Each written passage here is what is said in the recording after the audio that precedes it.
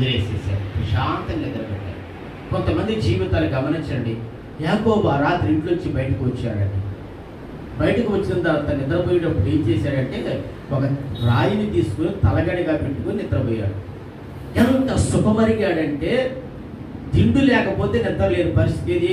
ఆ భయానకమైన అరణ్యములో మా అన్న నా మీద కోపంతో మమ్మని మా నాన్న ఏమైనా చంపుతారేమని దిగులే లేదు. ఈ భయానకమైన అరణ్యంలో నేను కనుక గురికి నిద్రిస్తే ఏ మృగం వచ్చి నన్ను చంపిద్దేమో, ఏ ప్రక్క నుంచి ఏ అపాయం వస్తుందేమని అసలు ఆ దిగులు విచారం లేకుండా రాయి తీసుకొని తల కింద పెట్టుకొని నిద్రపోతూ ఉన్నాడు.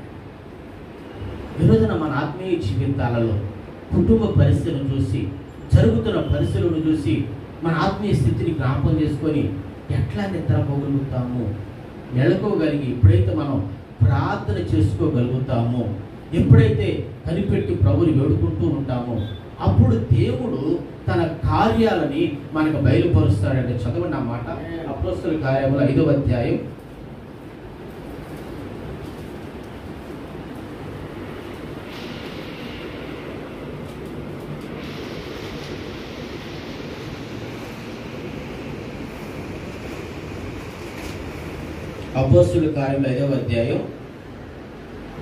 19వ వాక్యాన్ని చదువుకుందాం. అయితే ప్రభువు దూత రాత్రి వేళ చెరసాల తలుపులు తీసి వెలుపలికి తీసుకొని వచ్చి మీరు వెళ్ళి దేవాలయంలో నిలవబడి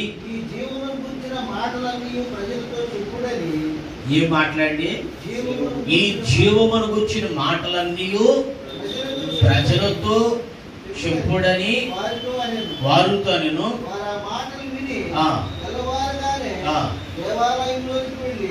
వెళ్ళి దేవుడి సేవకులు మనం గమనించినట్లయితే ఎప్పుడైతే మనం మెలకువగలిగి కనిపెట్టి ప్రార్థన చేస్తామో అంటే ఇక్కడ మాట రాయలేదు కానీ వాళ్ళు ప్రార్థన చేసినట్టు నిద్రపోతున్న అనుభవం అయితే అక్కడ లేదు. 12 మంది శిష్యులు అక్కడే ఉన్నారు అపోస్తలులు.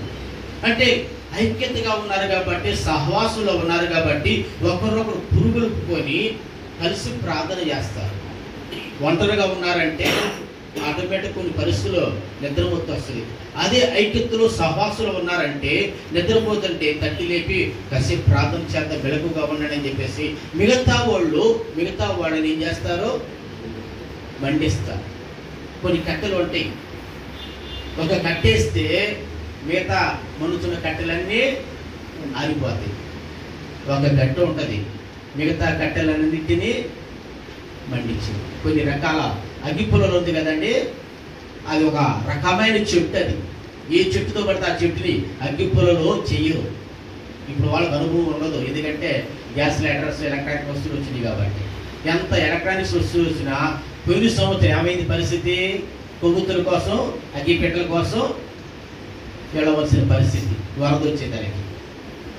ఆ ప్రత్యేకమైన చెట్టు ద్వారానే అగ్గిపులం తయారు చేస్తారు. ఎందుకంటే ఈ అగ్గిపులం మండి మిగతా వాటిని మండించింది.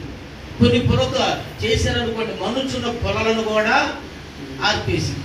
అప్పుడు మనం గుర్తుపట్టాలా మన సహవాసం ఏంది, మన స్థితి ఏంది, మనం ఎవరితో పరిచయం అయితే మనం రగల్చబడతాం, మనం కూడా రగిలించుకోగలుగుతాము.